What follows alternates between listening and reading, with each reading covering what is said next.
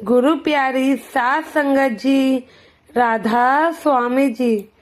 संगत जी, सतगुरु हमारे लिए तो वैसे भी बहुत कुछ करते हैं। ये तो हम ही अनजान लोग हैं जो कि उनकी कृपा को नहीं जान सकते हैं और थोड़ी सी मुसीबत में भी बस ये सोच लेते हैं कि सतगुरु ने हमारे साथ ऐसा क्यों किया। उसके पीछे का कारण हम कभी नहीं जानते हैं कि अगर हमारे साथ कुछ होता है तो उसी में हमारी भलाई छुपी है, चाहे वो अच्छा हो या फिर बुरा हो।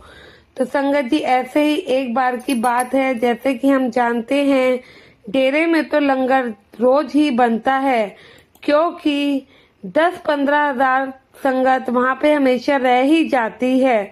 साथ संगत जी, एक दिन बहुत ही ज्यादा तेज बारिश हो रही थी, जिसकी वजह से चारों तरफ पानी ही पानी भरा हुआ था और डेरे के लंगर में सब्जियां भी खत्म हो गई थी। ब्यास लंगर के लिए सब्जियां वगैरह सब शहर से आती हैं, लेकिन बारिश बहुत ज्यादा होने के कारण चारों तरफ काफी पानी भर गया था और जो भाई लंगर के लिए सब्जियां लेकर आता था उसने डेरे में सब्जियां लाने से साफ इनकार कर दिया। उसने लंगर भंडार के जत्थेदारों को फोन करके कहा कि वह लंगर के लिए सब्जियां वगैरह नहीं ला सकता है, क्योंकि बाहर भी बहुत ज्यादा बारिश हो रही है और चारों तरफ पानी ही पानी है। अगर वो सब्जियां ले भी आए तो उसका जो गाड़ी है वो रास्ते में बंद हो जाएगी। तब सेवादारों ने उससे कहा कि भाई, सब्जियों के बिना तो लंगर कैसे बनेगा, क्योंकि इस समय भी डेरे में कम से कम 10 से 15 हजार के करीब तो लोग हैं ही। ऐसा तो कभी हुआ भी नहीं है कि सतगुरु के घर में कभी लंगर ना बना हो। वह टेम्पू वाला नहीं माना, क्योंकि बाहर जब इतनी बारिश थी तो वो भी कैसे आता। तो जत्थेदारों ने जाकर इंचार्ज से बात करी और इंचार्ज ने जाकर सतगुरु को बताया।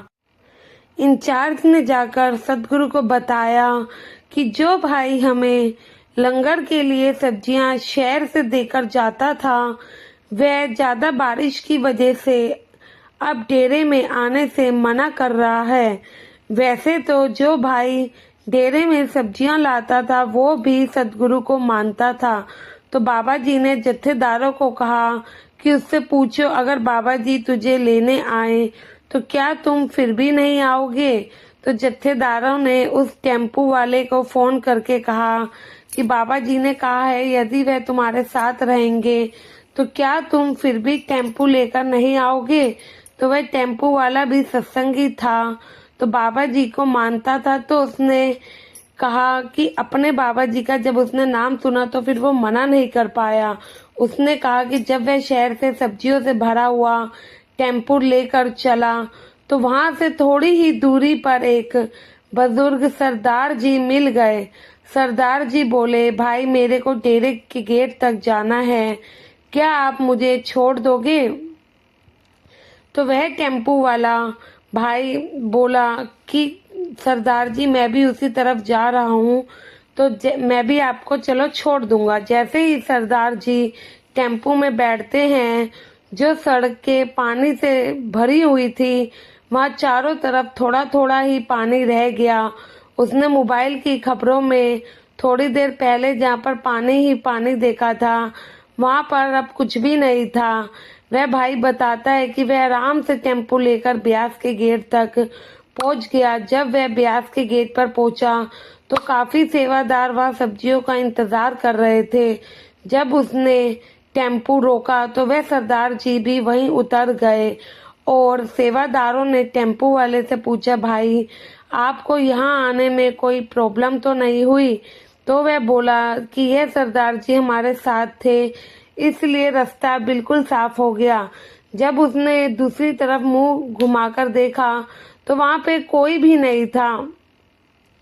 वह टेम्पू वाला बहुत हैरान हुआ और सेवादार पूछते हैं, क्या बात है भाई, कौन से सरदार जी की बात कर रहे हो। तो वह बोला, कुछ नहीं, क्योंकि वह मन ही मन समझ गया था सरदार जी ही तो सदगुरु थे, लेकिन उसके मन में एक बहुत ही बड़ी उलझन रह गई और बहुत ही बड़ा गिल्ट रह गया कि सदगुरु पूरे रास्ते मेरे साथ थे और मैं उन्हें पहचान ही नहीं पाया। यह सब कुल मालिक की ही दया से हुआ है कि जो सड़कें पानी से भरी हुई थी वो एकदम खाली हो गई और वो टेम्पो वाला सब्जियां डेरे तक पहुंचाकर शहर की ओर चल पड़ता है, पर रास्ते भर यही सोचता है और मालिक का शुक्राना अदा करता है कि सदगुरु आप हमारे साथ थे। मैं तब भी आपको नहीं पहचान पाया और कैसे मैं आपके दर्शन करने से चूक गया। लेकिन इन सब के बावजूद वो टेम्पो वाला बार बार अपने सदगुरु का शुक्र अदा करने लगता है। तो संगत जी, जैसे कि हमने कहा, अगर हमें कोई भी दिक्कत आती है जरूर उसके पीछे कोई ना कोई वजह होगी, क्या पता उसी में हमारी भलाई हो। अगर हमें किसी भी परेशानी में हमारे सदगुरु हमारे साथ ही रहते हैं और अगर हमें कोई परेशानी भी है तो वो हमेशा हमें लड़ने की एक नई हिम्मत भी देते हैं। तो हमें कभी भी अगर किसी भी परेशानी से हम हंसते हंसते गुजर जाएं तो बस यही सोचिएगा उस कुल मालिक का आशीर्वाद हमारे ऊपर बना हुआ है और कभी भी हमें घबराना नहीं चाहिए। जो होगा कुल मालिक की इच्छा से ही होगा। आशा है आपको ये साखी अच्छी लगी होगी। लगी है तो कमेंट में राधा स्वामी जरूर लिखेगा और चैनल को सब्सक्राइब करके अपने इस चैनल का हिस्सा जरूर बनिएगा जी। गुरु प्यारी साथ संगत जी, आप सभी को राधा स्वामी जी।